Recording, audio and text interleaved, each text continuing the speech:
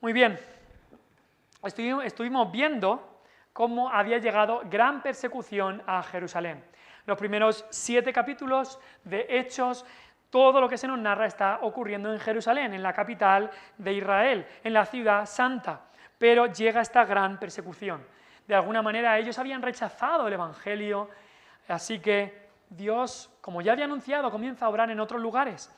Y de algo tan triste como lo que estaba ocurriendo, que hubo una gran persecución, que cristianos estaban muriendo, que muchos estaban siendo encarcelados, que muchos estaban siendo forzados a blasfemar, que la iglesia estaba siendo asolada. De una cosa tan mala, como podríamos decir, comienza a ocurrir algo buenísimo, como es que el Evangelio comienza a llegar a lugares por todo el mundo y Dios comienza a salvar almas por otros lugares. Como dice Romanos 8:28, sabemos que todas las cosas, incluso esta persecución, incluso estos cristianos muriendo, todas las cosas ayudan a bien. Y Dios en esta gran persecución tenía un plan, y su plan era que el Evangelio alcanzara más y más personas. Así que vamos a ver cómo Dios utiliza ahora a un hombre, uno de los diáconos, uno de los elegidos diáconos, a Felipe. Felipe, si os acordáis, en Hechos 6, cuando se eligieron los diáconos, el primero que se nombró fue Esteban, pero el segundo que se nombró fue Felipe. Y ahora vamos a ver cómo Dios utiliza a Felipe. Y todo el capítulo 8 de Hechos, todo se habla de Felipe. Y lo que se habla de Felipe es que era un hombre que llevaba el Evangelio, que anunciaba el Evangelio, un hombre que Dios utilizó grandemente para evangelizar. Y eso es lo que nos dice que hacían los que por todas partes anunciaban el Evangelio. Eso es como vamos a llamar este estudio, porque por todas partes, versículo 4, iban por todas partes anunciando el Evangelio. Dios nos ha llamado a evangelizar. Evangelizar es anunciar el Evangelio. El Evangelio son las buenas noticias de que Cristo vino a este mundo para salvar a pecadores. Y todos somos llamados a evangelizar. Es curioso que estos evangelistas como Esteban, que tenía este gran conocimiento y disputaba y debatía con los religiosos, tanto Esteban como Felipe, que vamos a ver ahora que también evangelizaba, no eran apóstoles. No eran de los apóstoles de Cristo, pero Dios los utilizó grandemente a Esteban en capítulo 6 y capítulo 7 y ahora a Felipe en el capítulo 8. Y hay un versículo precioso al final, muchos años después, quizá 20, 30 años después de lo que vamos a leer aquí, hay un mote que se le da a Felipe. Muchas veces se le dan motes a las personas, ¿no? Según el trabajo que tienen, o a veces el mote no viene por ninguna razón. Pero ¿sabéis el mote que se ganó Felipe? Felipe se ganó el mote de Felipe el Evangelista. Felipe el Evangelista. Ven conmigo a Hechos 21:8. Esto seguramente, Hechos 21:8 puede ser que haya ocurrido pues entre 15, 20, incluso 30 años después. No sé exactamente, quizá habría que estudiarlo. Se podría estudiar cuántos años después. Pero Hechos 21:8. Pablo ya vuelve de su último viaje misionero, está volviendo a Jerusalén. Dice, al otro día, saliendo Pablo y los que con él estábamos, fuimos a Cesarea y entrando en casa de Felipe, el evangelista, el cual era uno de los 7, posamos con él. Muchos años después, Felipe seguía fiel y se ganó el título, el mote, el apodo de el evangelista. El evangelista. ¿Por qué? Porque fue un hombre que se tomó la gran comisión en serio. Es verdad que él había sido elegido ¿para qué? Para servir mesas. Y servía las mesas y hizo ese trabajo. Pero el deseo de cada cristiano, sea el oficio, sea el trabajo que Dios nos haya dado en la iglesia, todo cristiano debe desear evangelizar, ser evangelista. Que un día se pueda decir de nosotros, pon tu nombre ahí, tu nombre y el evangelista, que evangelizaba en cada situación que tenía. Vamos a ver 3 cosas que ocurrió al evangelizar y cuando el evangelio fue anunciado por todas partes. En primer lugar, vamos a ver que el evangelio de Cristo rompe barreras. el Evangelio de Cristo rompe barreras. Versículo 5 dice: entonces Felipe, descendiendo a la ciudad de Samaria, les predicaba a Cristo. Descendiendo a la ciudad de Samaria, les predicaba a Cristo. Ahora, ¿os suena Samaria? Seguramente os acordáis de samaritanos, la historia del buen samaritano o la mujer samaritana. Pues creo que si has leído la Biblia, si has estado algún tiempo escuchando predicaciones, sabrás que había una enemistad muy grande entre los judíos y entre los samaritanos. No se llevaban entre sí. Eso es lo que le dijo a la mujer samaritana a Jesús cuando Jesús le habló. Le dijo: ¿cómo tú, siendo judío, me hablas a mí, siendo mujer samaritana? Porque judíos y samaritanos no se tratan entre sí. ¿De dónde venían los samaritanos? Pues Samaria estaba al norte de Jerusalén. ¿Os acordáis cuando en el Antiguo Testamento el reino se dividió en dos partes, el reino de Judá y el reino del norte, o el reino de Israel ya se llamaba, y Samaria estaba en el reino del norte? Algunas veces fue la capital incluso. Y el reino del norte, por su pecado, fue llevado cautivo por los asirios incluso antes de que los judíos de Judá fueran llevados a Babilonia. Ya fueron cautivos los del norte. Entonces, los samaritanos del tiempo de Cristo y del tiempo de ahora del libro de Hechos eran judíos entre comillas, si se puede decir así, judíos mezclados. No habían mantenido, si se puede decir, la pureza racial, sino que se habían mezclado, pero no solamente mezclado en cuanto a matrimonios, sino también mezclado en cuanto a religión, mezclado en cuanto a cultura, y eran una mezcla de religiones, culturas, etc. En cuanto a la palabra de Dios, en cuanto a la Escritura, ellos solo cogían los 5 primeros libros del Antiguo Testamento, el Pentateuco. Moisés sí, pero los demás no le prestaban nada de atención. Ni las enseñanzas de los profetas, ni los reyes como David, no, ellos solo los 5 primeros libros. Así que se les consideraban que no eran parte del pueblo del pacto de Dios, que no eran israelitas. Pero aún así con eso, y sabemos que los judíos los despreciaban, no querían nada con un samaritano, querían estar bien lejos de los samaritanos. Es más, una de las críticas o uno de los insultos que le hicieron una vez a Jesús fue: tú tienes demonio y eres samaritano. Por darle un insulto feo, lo llamaban samaritano. Pero Cristo, sabemos que en los evangelios, Él habló sobre los samaritanos, habló con los samaritanos. Cuando tenía que ir de una parte a otra, nos dice que Jesús le era necesario pasar por Samaria en Juan 4, y tuvo ese encuentro precioso con la mujer samaritana, que seguramente conocéis, y no solamente con ella, sino que le habló a ella del Evangelio y le habló también a todos los hombres de esa ciudad en Sicar que estaba en Samaria. También, no sé si os acordáis, una vez Cristo limpió a 10 leprosos, y uno de ellos, solo uno, vino a darle las gracias.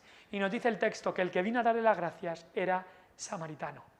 Y Jesús dijo: fijaros, él dice, ¿no eran 10 los que fueron limpios y solo uno, este samaritano, ha venido a dar gracias? Y Cristo alabó su fe. Y también Cristo contó la historia del buen samaritano, este sacerdote y este levita que no quisieron ayudar a esa persona que necesitaba ayuda, y fue un samaritano el que fue a dar la ayuda. Así que ya Jesús iba en contra un poco del molde de lo que pensaban los israelitas. Y tenemos que darnos cuenta que el Evangelio de Cristo rompe barreras. El Evangelio de Cristo no se queda simplemente con los míos. Yo quiero evangelizar a los que son como yo, y ya está. No. El Evangelio de Cristo no piensa, el cristiano que quiere evangelizar y que quiere anunciar el Evangelio de Cristo no piensa así. No piensa así.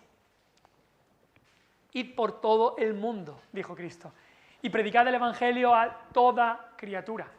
Y cuando Cristo en la gran comisión y en esas últimas palabras les mandó y me seréis testigos en Jerusalén, en toda Judea, en Samaria y hasta lo último de la tierra. No dijo quedaos en Jerusalén, dijo por toda la tierra. Y el cristiano debe pensar también así. El cristiano como hijo de Dios, como hijo de aquel que no hace acepción de personas. Dios no hace acepción de personas. Dios no dice, para vosotros sí, pero esta raza o este país o ese tipo de gente no me gusta. No. Nosotros a veces hacemos eso, pero Dios no lo hace. Y el cristiano no debería hacer acepción de personas. Ay, es que ellos son diferentes, es que ellos no. Y cuidado porque podemos criticar a los judíos por ser tan orgullosos de su raza, ser también racistas con los samaritanos o racistas con los gentiles, porque los judíos, como hemos dicho, discriminaban a los samaritanos, discriminaban aún más a los gentiles, los tenían como perros, pero cuidado con criticar a los judíos y que esto nos pase a nosotros también. Piénsalo en tu mente. ¿Hay alguna etnia? ¿Hay alguna gente de algún país? ¿Hay algunas personas de alguna religión falsa en particular? ¿Hay algún colectivo en particular que dices, no, a ellos no les puedo evangelizar, ellos no se van a salvar? Cuidado porque es fácil pensar así.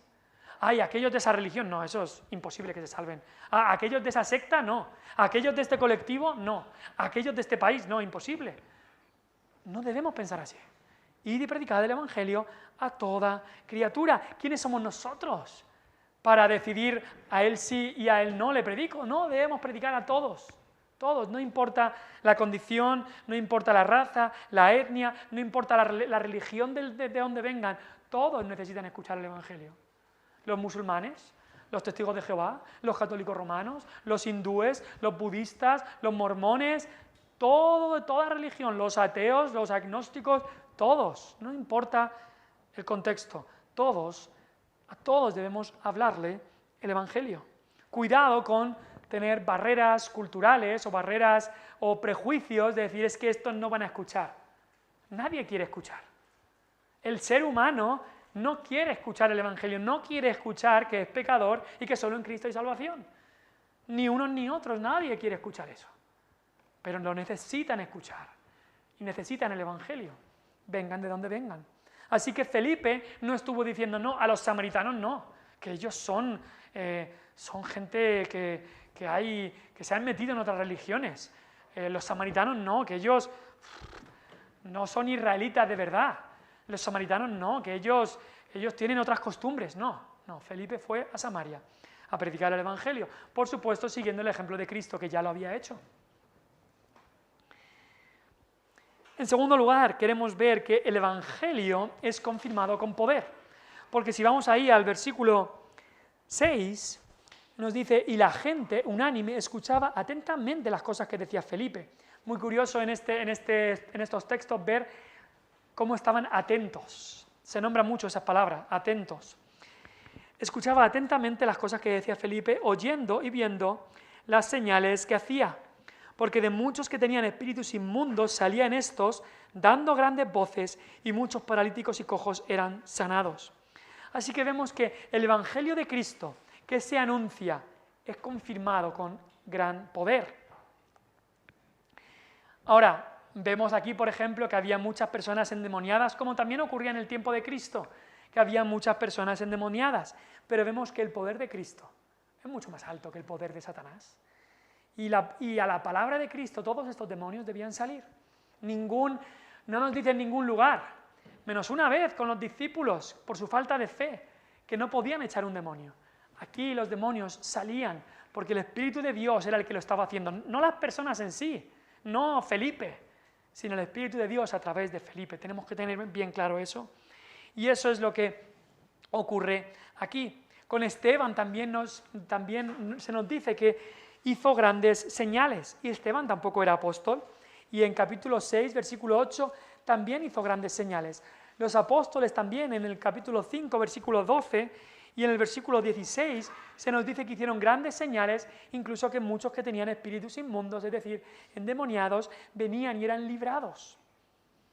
Ahora, algo importante que he repetido en otras veces en cuanto a estas señales no eran lo que salvaba a la gente.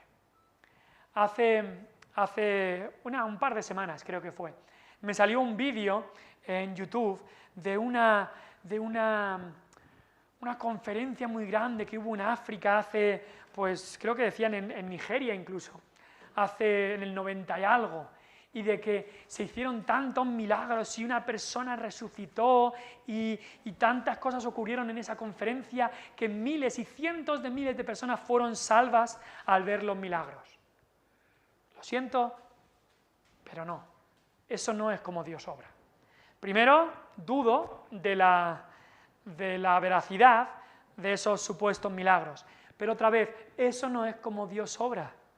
Dios obra, salva almas a través de la palabra, no a través de las señales, no a través de milagros.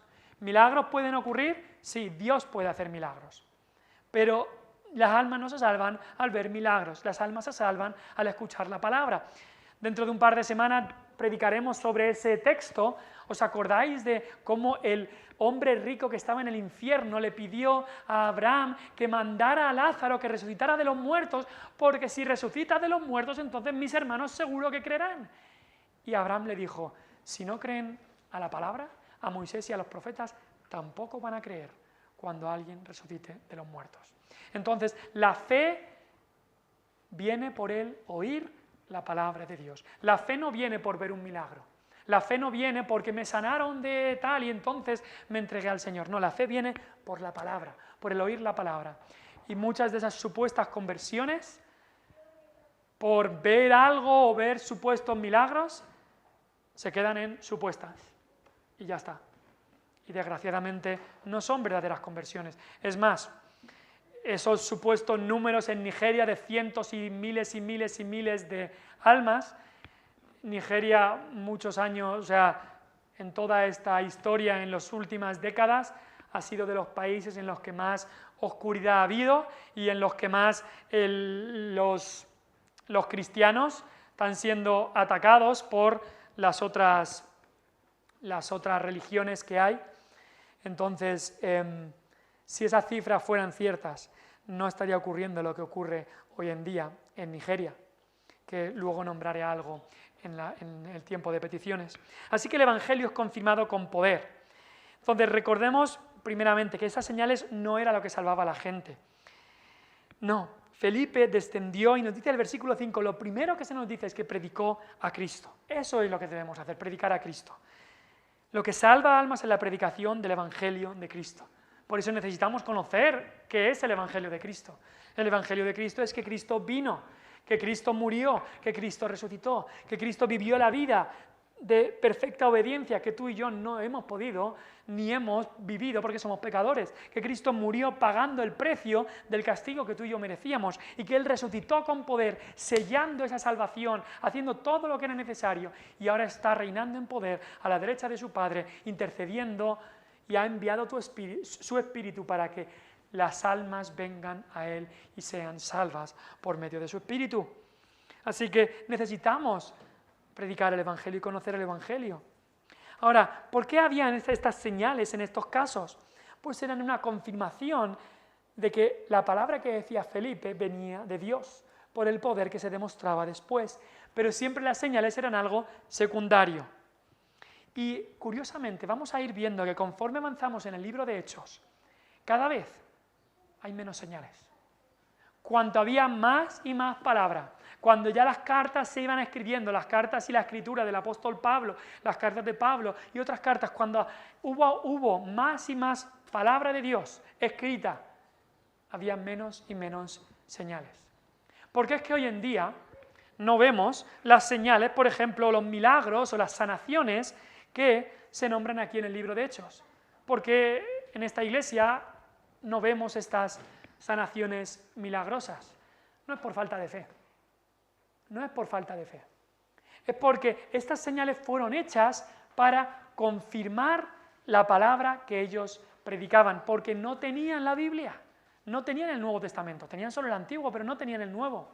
Una vez el Nuevo Testamento se completó, la principal razón de estas señales dejaba de tenerse, porque estas señales eran para confirmar que la palabra que ellos decían era verdad. Una vez el Nuevo Testamento está escrito, ahora, para confirmar que lo que yo digo es verdad, ¿qué debéis hacer? ¿Buscarlo? ¿Mirar? Ah, claro, es verdad porque lo dice aquí. Felipe, ¿cómo se comprobaba que lo que Felipe decía era verdad? Porque después había confirmación a través del poder de Dios. Pero ahora no necesitamos eso, porque tenemos la palabra de Dios completa. ¿Cómo se confirma que lo que un pastor dice es verdad? Si se ajusta a esto, a toda la palabra de Dios. Si no se ajusta, fuera, fuera. Y vamos a ver que cuando más y más se fue fundando la iglesia, más y más la palabra de Dios se fue escribiendo. Pablo, por ejemplo, llega a Roma y no nos dice de nada, de ninguna señal, de ningún milagro que se hizo en Roma. Y Pablo pasó tiempo en Roma, ninguna señal. Y ahí pasó necesidad, Epafrodito, otros estuvieron enfermos y siguieron enfermos. Entonces, cuando se fue completando el Nuevo Testamento, estas señales cada vez fueron decreciendo. No porque les faltara fe, no, sino porque el Espíritu Santo no quiso seguir haciendo estas señales con tanta frecuencia porque ya tenían la palabra de Dios. Ahora, este poder que se estaba viendo ahí con señales y con milagros es un poder que supera al de Satanás. Y vamos a ver esto rápidamente, porque en el versículo 9 al 11 se nos habla de un tal Simón que había vivido allí en Samaria por mucho tiempo, y este era un mago. Era un mago, y lo hemos dicho antes, Samaria tenía una mezcla de religiones, lo que hacían era un poco de la Biblia y un poco de otras cosas, y tenían una mezcolanza ahí de un poco de la Escritura y un poco de religiones de otros lugares. Así que era el ambiente adecuado para que este hombre Simón, que al parecer hacía magia, pues que este mago pues triunfara allí. Y era visto como alguien muy poderoso. Se nos dice entonces que este hombre ejercía la magia, tenía artes mágicas. Se nos dice en el versículo 9 y versículo 11. Se nos dice también que este hombre, ¿qué es lo que buscaba? ¿Entregarse para el bien del prójimo? No. Se nos dice que lo que buscaba era ser notorio, que les había engañado de que era alguien grande. Se hacía pasar por algún grande, quería el aplauso, quería repercusión, quería reputación, quería fama, quería notoriedad. Este hombre llamado Simón.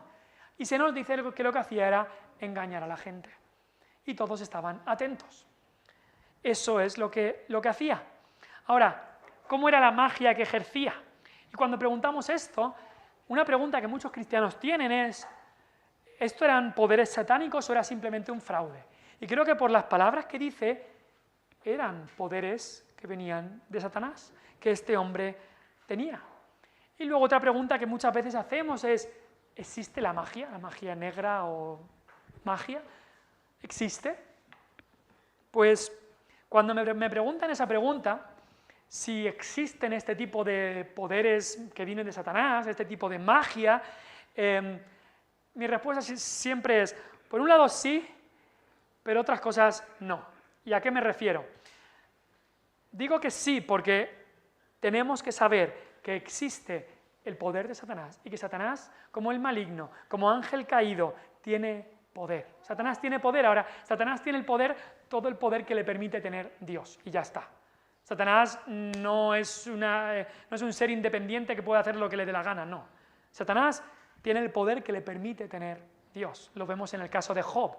Satanás quería mandar fuego del cielo y hacer cosas y hubo algo que le permitió Dios hacer, pero con unos límites. Entonces, Satanás tiene poder para realizar actos sobrenaturales. Sabéis que cuando Moisés y Aarón estaban en Egipto, algunos de los milagros que vinieron por el poder de Dios y que Moisés y Aarón hicieron, los hechiceros, magos de Faraón, los hicieron también. ¿Cómo es que un hechicero, un mago, un brujo puede coger su vara, tirarla y que sea una serpiente? Eso es el poder de Satanás. Pero en todos estos milagros, en todo esto que ocurrió, se veía que el poder de Dios era muy poderoso, muy por encima al poder de Satanás. O Satanás también tiene poder para darle a una persona que está poseída por Satanás poderes sobrenaturales, como por ejemplo vemos en el endemoniado de Gadara, que lo ataban con cadenas y la rompía. Entonces, Satanás tiene poder. Y también tenía poder para que este hombre Simón tuviera algún tipo de magia o poderes sobrenaturales como brujo o como mago. No nos dice exactamente qué es lo que hacía, pero nos dice que utilizaba artes mágicas. Entonces, cuando me hacen esta pregunta, ¿existe todo esto? Por un lado, sí. Ahora, por otro lado, no en cuanto a que no exista. Digo que no porque mucho de lo que hay no es verdadero. Mucho de lo que se dice haber es fraude.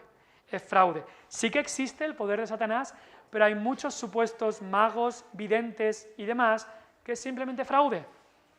Muchísimo de lo que habla el mundo y se hace pasar por magia o adivinación son simplemente trucos. Por ejemplo, sabemos y hay gente que se hace llamar magos, hace trucos de cartas y se hace llamar magos, pero son trucos. Eso no es magia de ningún tipo, sino que son trucos. Luego también hay mucha táctica psicológica. El otro día leía, algunos incrédulos habían compartido algo sobre el horóscopo. Y el horóscopo, mucho de lo que es simplemente táctica psicológica. Alguien compartía y decía, mira, me han dicho que los que somos de tal signo del zodiaco, signo de horóscopo, es que mira, a veces somos tranquilos, a veces no, a veces estamos calmados, a veces nos ponemos como una furia, exactamente como soy yo. Espérate, la descripción que hacía encaja con cualquier persona. Es una táctica psicológica, te dan algo que encaja con cualquier persona y así la gente dice, ah, mira, me han dicho cómo soy. Es que así es prácticamente todo el mundo. O alguien compartía el otro día que las personas de este signo del zodiaco es que me han dicho que hemos pasado por algo muy difícil y lo estamos superando. Eso encaja con todas las personas. Es simplemente una táctica psicológica para decirte que están adivinando tu futuro, pero con esa frase que has pasado por una situación muy difícil y la estás superando, eso se lo va a creer todo el mundo porque todos hemos pasado por algo así. Así que ese es el fraude que digo, que mucho de lo que se hace pasar por adivinación, como el horóscopo y otras cosas, es simplemente fraude, tácticas psicológicas y ya está. Mucho es simplemente fraude, mucho es simplemente engaño y ya está. Pero por eso digo, por un lado sí, por otro lado no. Sí existe el poder de Satanás y debemos huir de todo eso, debemos estar cuanto más lejos podamos de todo eso, sea en películas, sea en canciones, sea en cosas que vemos, debemos estar bien lejos. Y también cuando gente nos pregunte, muchas de estas cosas es simplemente fraude. Es simplemente fraude y gente engañada y gente que se quiere aprovechar de otros y te dice, yo te voy a adivinar el futuro y simplemente dicen 4 cosas que encaja con todo el mundo y ya está, y es un fraude. Así que este hombre, no sabemos exactamente qué tipo de supuesto mago era, pero era un hombre entregado a Satanás. Y todas estas cosas son poder del diablo, sea simplemente fraude o sea poder directo sobrenatural del diablo, viene del diablo, viene de él, porque él es el amo de la mentira, él es el padre de mentira, así que él es el padre del fraude y es también el padre de la oscuridad. Así que todas estas cosas debemos reprenderlas y rechazarlas, y desgraciadamente sigue habiendo en el día de hoy gente entregada a todo este tipo de artes ocultas, negras y oscuras. Pero cuando lleva el poder del Evangelio, no hay color. Cuando a esta ciudad en tinieblas por la figura de este mago, de este seguidor de Satanás, que estaba engañándolos, cuando llega el Evangelio de la luz de Cristo a esta ciudad, no hay color. Nada puede compararse al poder de Dios. La gente escucha el mensaje del Evangelio y cree por el poder de Dios, ve estas confirmaciones por las señales y viene a Cristo y nos dice que son bautizados. Incluso este hombre Simón, en principio, viendo todo esto, nos dice que cree y se bautiza. Veremos que después, por lo que ocurre, este hombre no era salvo. Fíjate, la Biblia puede decir que alguien crea y que se bautice y después que se vea que no era salvo. Entonces vamos a ver después en cuanto a este hombre. Ahora, este poder de Dios que había llegado ahí era un poder completamente distinto, porque el poder de Simón el mago, el poder de Satanás, era un poder para causar miedo, era un poder también para elevar la figura de Simón el mago. Era un poder de Dios que este hombre haría lo que hacía por dinero. Pero Felipe no buscaba eso. Felipe no buscaba engrandecerse a sí mismo, sino engrandecer a Dios. Cuando hay gente que dice, no, yo te sano si me das dinero, ese no es el poder de Dios. Este poder de Dios no es un poder que te sano para que hablen de mí como gran profeta o gran apóstol, no. Aquí el humilde siervo de Dios, Felipe, lo que quiere es pasar desapercibido para que toda la gloria, toda la reputación, todo el honor se lo lleve solamente Dios. Así que el Evangelio de Cristo que predica Felipe es confirmado con el poder de Dios con señales, un poder muy superior a cualquier otro poder oculto o poder humano. Hoy en día, ¿cómo se confirma el poder del Evangelio? ¿Cómo se confirma el poder del Evangelio? Es verdad, no se confirma ahora el poder del Evangelio con milagros o sanaciones. El poder del Evangelio se confirma hoy en día con vidas cambiadas. Con vidas cambiadas. Se confirma el poder del Evangelio con una vida que va de las tinieblas a la luz de Dios. Una de las características que Cristo dijo: y conocerán que sois mis discípulos si tuvierais amor los unos por los otros. Esa debe ser una de las características que debe haber en nosotros. Un amor, y no un amor de sentimiento. El amor es algo que da y se sacrifica. Hoy justo escuchaba un vídeo de un pastor, el que predicó en las conferencias de Pasión por el Evangelio el año pasado, y le estaba predicando a estudiantes de seminario. Y les hablaba bien claro a estudiantes de seminario, a gente que iba a ser pastores. Y les decía: mucho cuidado, que puedes haber pasado por este seminario de tan buen nivel teológico y acabar en el infierno. Y dices: ¿cómo? Y dice: cuidado cuando tu corazón no ha sido cambiado. Y cuando tu corazón sigue deseando solamente amarse a uno mismo, a uno mismo, a uno mismo. Y les decía justo esta característica: conocerán que sois mis discípulos si tuvierais amor los unos para los otros. Y eso es lo que dijo Cristo: amarás al Señor tu Dios, lo primero, y después amarás a tu prójimo como a mí mismo. Esa es la característica de aquel que ha sido cambiado. Entonces, el Evangelio es cómo se confirma en estos días. El Evangelio se confirma con vidas transformadas. Qué triste es cuando algunos se pueden entregar tanto a la teología, tanto a conocer, y no nos entregamos a buscar a Dios con corazones humildes, buscar a Dios y que así sea como el mundo vea. El mundo no va a escuchar lo que decimos, y cuántas veces nos ha pasado que estamos hablando con alguien y es que les sale por un oído, pero el mundo va a ver. Hoy justo, antes del culto, leía sobre Clotilde, una mujer que fue miembro de nuestra iglesia, vivió en Hornos por mucho tiempo y fue un testimonio tremendo. Y ya al final de su vida, gente pudo ver su testimonio, y en el libro habla de cómo no podían creerse lo que ella hacía, la manera de perdonar que tenía ella, la manera de vivir que tuvo ella, incluso con toda la persecución que había sufrido, pero veían su vida y no tenían nada que decir. Y así debería ser con las vidas de cada uno de nosotros. No van a escuchar lo que digamos por nuestra boca, sino ven esas vidas cambiadas. Eso es como se confirma el Evangelio, con unas vidas cambiadas en cada una de nuestras vidas. Tenemos el último punto, iba a decir, de causar gran gozo, pero lo dejo para la semana que viene, porque hoy me he extendido mucho más de lo que pensaba. Vamos a orar.